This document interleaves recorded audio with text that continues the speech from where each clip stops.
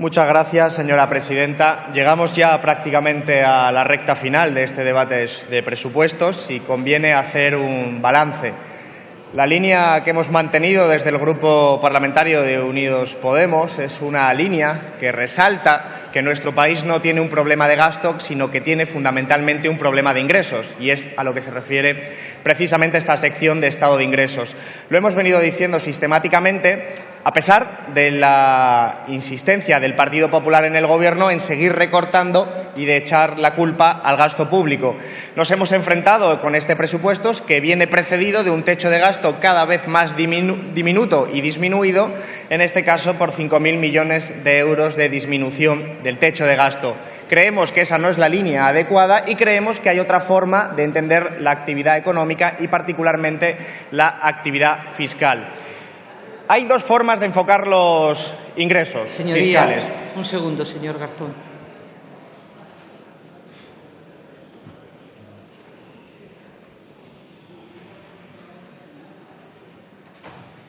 Continúe. Gracias, señora presidenta. Decía que hay dos formas fundamentales de observar los ingresos fiscales. Una es cuantitativa y otra es cualitativa. Si observamos la parte cualitativa, en primer lugar, encontraremos que, por ejemplo, los impuestos directos en el año 2007 significaban en torno al 60% del peso de todos los ingresos, mientras que los impuestos directos en este año representan el 52,5%. Esta variación es una variación que expresa con mucha claridad la pérdida de progresividad fiscal de nuestro sistema y, por lo tanto, el incremento de la injusticia fiscal, porque, como se sabe, cuando se hace recaer sobre los impuestos indirectos la mayor parte del peso, al final lo que nos encontramos es con que sostienen las clases populares y las clases más desfavorecidas la mayor parte del estado social y del estado del bienestar. Como nosotros y nosotras no estamos de acuerdo con esta disposición fiscal, que es la que da base a estos presupuestos, presentamos enmiendas también referidas a la parte fiscal, es decir, a la parte de ingresos. Y aunque al Grupo Parlamentario de Ciudadanos todavía no le haya parecido oportuno entendernos o no quiera entendernos, lo cierto es que cuando se proponen enmiendas para incrementar los ingresos o detraer los ingresos, se refiere para entrar en un debate parlamentario, un debate político con mayúsculas, sobre qué tipo de alternativa fiscal y alternativa política se puede hacer en estos debates. Y esto es absolutamente legítimo y esto está por encima de cualquier deliberación técnica que pudiera existir, porque este hemiciclo tiene que debatir sobre presupuestos. Sin embargo, nos hemos encontrado con reiteradas ocasiones en las que portavoces, particularmente de Ciudadanos, han insistido en criticar por la forma el debate político, hurtando de esa forma el debate político, a veces incluso de formas y tonos bastante inapropiados para ser parlamentarios en esta Cámara. Y no me refiero al señor de la Torre, que suele ser bastante comedido,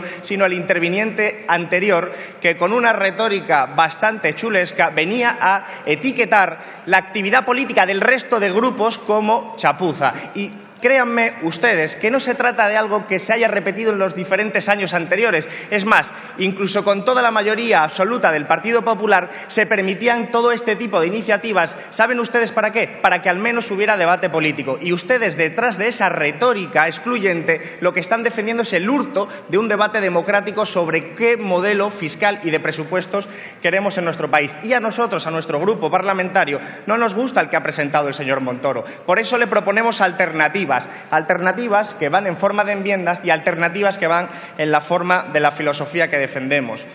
Cuantitativamente, que es la otra forma de verlo, claro, nos encontramos con circunstancias como el tipo efectivo que pagan las grandes empresas en nuestro país. Hace unos años al señor Montoro le decía una crítica que las grandes empresas de nuestro país pagan de tipo efectivo en torno al 5%. Y el señor Montoro vino aquí y dijo que en ese momento era cierto, pero que con los gobiernos anteriores del Partido Socialista se pagaba aún menos. Lo cual, en cualquier caso, no es consuelo de nadie, sobre todo de esos nadies que sí que pagan de tipo efectivo muy por encima del 5 o 6, como me indica el señor Montoro. Parece que ha subido un 1% según los cálculos del Gobierno. 6% sigue siendo una nimiedad en comparación con los tipos medios efectivos que paga cualquier ciudadano, sea propietario de una empresa o sea trabajador por cuenta ajena. Y esto, que se puede cambiar es el problema de ingresos de nuestro país. Un Gobierno que permite que las grandes empresas puedan utilizar la ingeniería fiscal para pagar ese tipo efectivo ridículo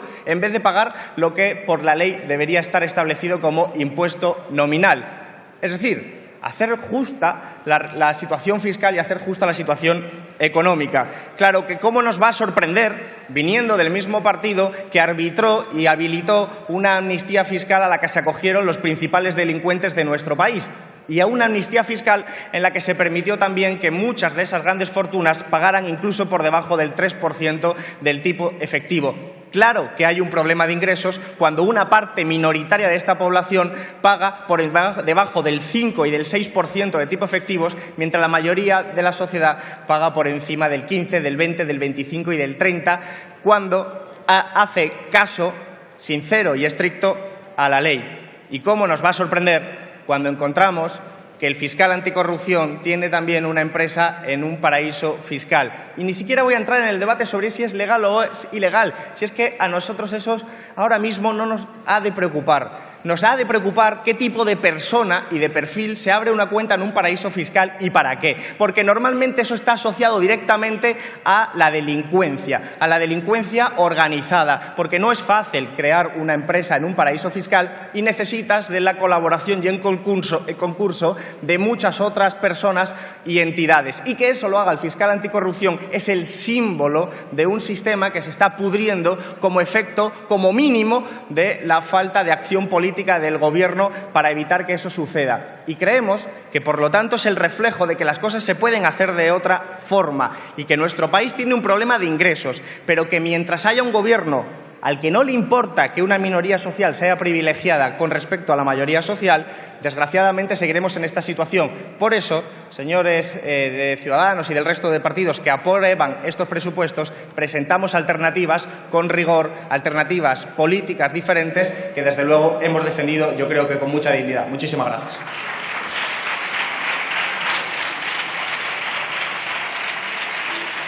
Capítulo sexto.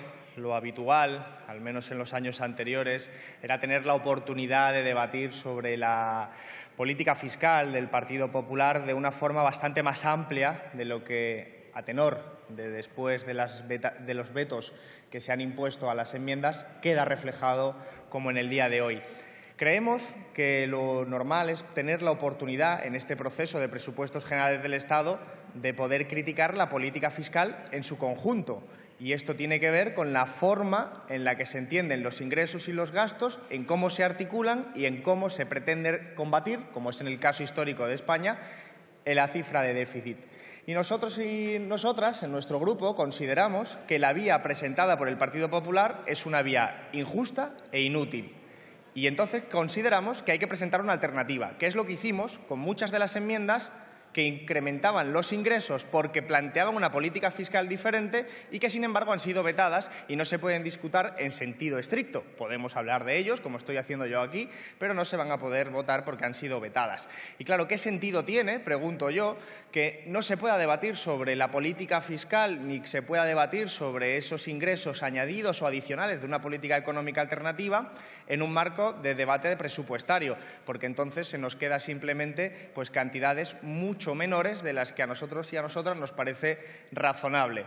Y todo esto viene a colación de que el Partido Popular ha dicho sistemáticamente, lo ha dicho hoy el señor Montoro esta tarde, que el objetivo principal es reducir el déficit y, aparte, ha proclamado unas ciertas declaraciones de optimismo y de propaganda sobre la situación económica actual. Sin embargo, lo curioso es que el otro día, y recojo lo que decía para terminar su intervención el compañero Alberto Montero, el otro día, hace menos de una semana, la Comisión Europea, que no es sospechosa de radicalismo izquierdista, sacaba del procedimiento de déficit excesivo a un país como Portugal y dejaba, sin embargo, a España. Y claro, cuando suceden este tipo de eventos, uno tiene que recurrir a ver qué tipo de política se ha llevado. Y claro, en Portugal existe una situación política diferente de la que existe en España y, sin pretender tampoco que sea la panacea de todos los males, desde luego se están haciendo las cosas de otra manera. Y observándolo de la forma más neutra posible, podemos encontrar algunas de estas medidas. Reducir el déficit sin empeorar las condiciones de vida de la población, que es el objetivo con estas medidas. Se restauraron los sueldos recortados en el año 2011. Se canceló la privatización de los transportes públicos. Se recuperó el control público de la principal aerolínea del país, que había sido privatizada por la derecha. Se devolvieron las 35 horas semanales para los empleados públicos. Se creó un impuesto de patrimonio para las viviendas de lujo. Se suspendieron los conciertos privados allí donde existiera un colegio público. Se dio gratuidad a los libros de texto y otras muchas medidas más en la misma línea. Suena, al menos la música, a muchas de las medidas que ha propuesto nuestro grupo de Unidos Podemos en el marco de las enmiendas en general, muchas de ellas vetadas y muchas de ellas acusadas en el debate de la Comisión de Presupuestos, tildadas con etiquetas como populista o con otro tipo de etiquetas que hacían referencia a países cálidos de América Latina. Y claro, cuando uno va a la realidad concreta y observa que aquellos países muy cercanos, un país hermano como es Portugal, que han puesto en marcha esto, consiguen reducir el déficit a mejor y mayor velocidad que en el caso de España, lo que tenemos ya no es propaganda, lo que tenemos ya ni siquiera es una discusión retórica, lo que tenemos es constataciones de que al menos, fíjense qué abierto estoy hoy, al menos hay otras formas de hacer la política diferentes a la del Partido Popular, que consisten, y en lo que se refiere más específicamente al título 6, consisten en entender que se puede reducir el déficit sin llevar a un sistema fiscal más regresivo, es decir, a un sistema fiscal más injusto. El caso de Portugal ilustra que se pueden subir los impuestos directos, como el impuesto al patrimonio, que son los que gravan a la riqueza o a la renta y, por lo tanto, son los más justos, y se puede bajar al mismo tiempo los impuestos indirectos, como es en el caso de Portugal, el referido a la restauración, o como es en el caso de las enmiendas que defendemos hoy también aquí, el caso de la cultura. Porque, claro, los impuestos indirectos, entre ellos el IVA, son profundamente injustos. Son profundamente injustos porque se tienen que pagar igualmente por quien cobre unas cantidades astronómicas de dinero que por quien realmente no reciba ningún tipo de ingreso, pero tiene que consumir para poder vivir. Y esto es lo que el Partido Popular no acaba de entender, o mejor dicho, sí ha entendido y lo ha entendido a la perfección.